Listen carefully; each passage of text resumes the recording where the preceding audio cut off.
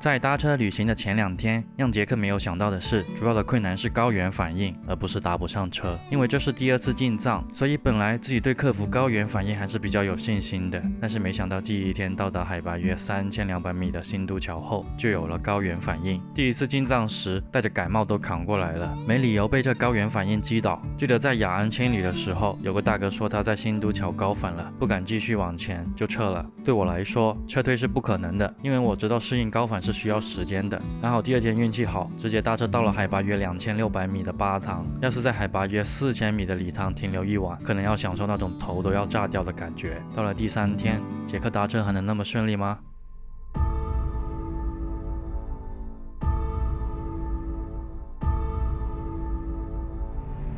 今天是5月18号，搭车第3天，现在是7点50分。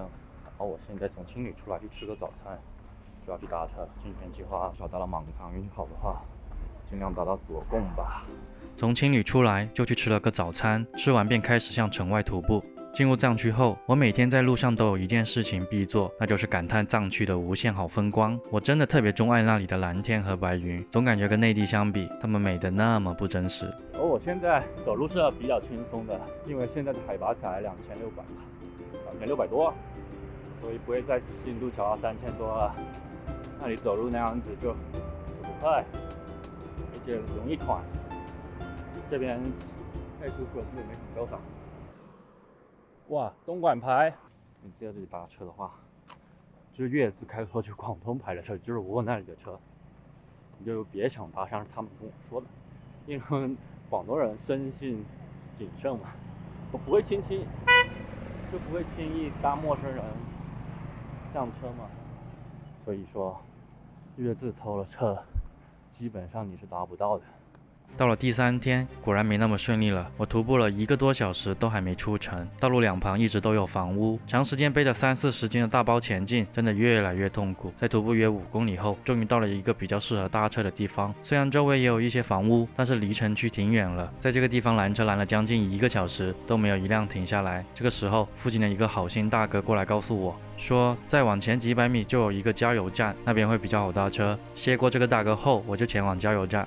走了几分钟便到了。开始我是尝试在加油站的路边拦车，但是拦了好一会儿，结果还是一样。于是就心想，要不要主动去问一下正在加油的车主。开始我是勇气不足的，总觉得会好尴尬。经过一番思想斗争后，恰巧也发现有个车主会时不时的看下我，于是我就走了过去。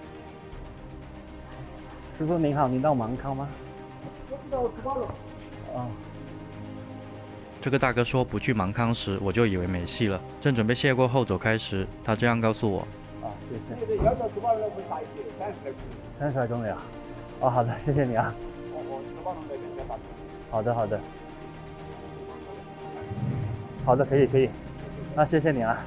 后来在车上跟这个大哥聊天，得知他是在竹包龙做工程的，开这辆皮卡来这边买3桶油拉回工地使用。大约半个小时便到了该下车的地方，终于前进30多公里了。下车后步行通过金沙江大桥。这里是西藏界，我已经进入了西藏。后面也看到这边是四川界。当时看到西藏界的路牌很是兴奋，因为终于进入西藏地界了。但是那个路牌也让人感到很不舒服，上面贴了各种东西，就在周围的桥护栏也被喷上了各种文字，都是到此一游的陋习啊！希望游客们不管到哪里都能做到有素质的出游，尤其是出国旅游，在某种程度上是代表着国家形象的。有些国家还专门树立只有简体中文的提示语，如请勿随地吐痰。相信中国游客的素质会越来越高，这种情况也会随之消失。我现在已经2只脚都踏进西藏了。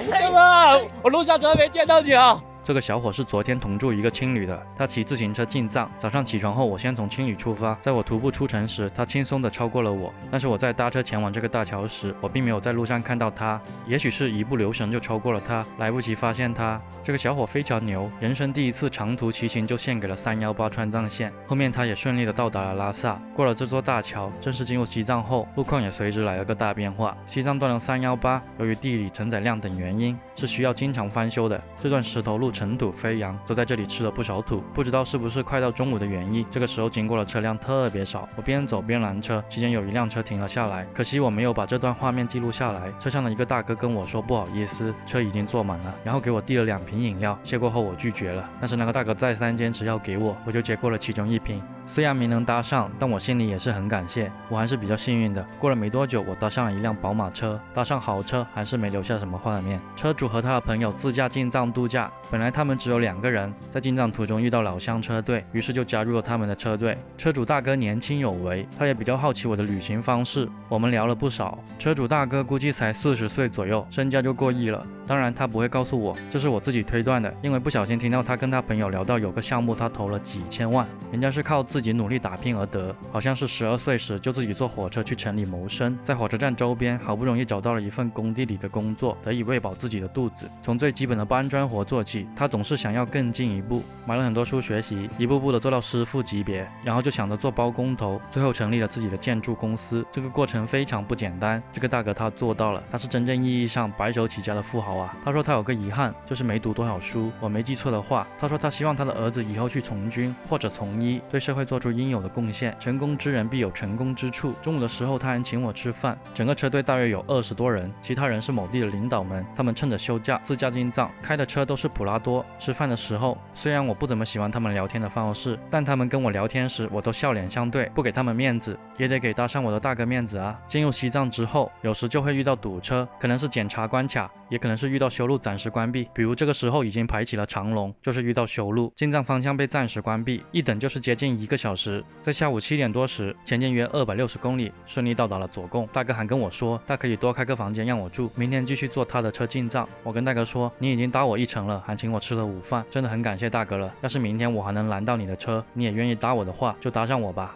说完便跟大哥告别，前往住宿地。这一天虽然开始的时候搭车不是很顺利，但总的来说还是比较顺利的。搭了2辆车就到了左贡，我离拉萨更近了。上午不是很顺利，然后明天大概200多公里就行了吧，但愿明天顺利。我现在感觉很好，没有什么高反，一会儿也分，一会儿没有。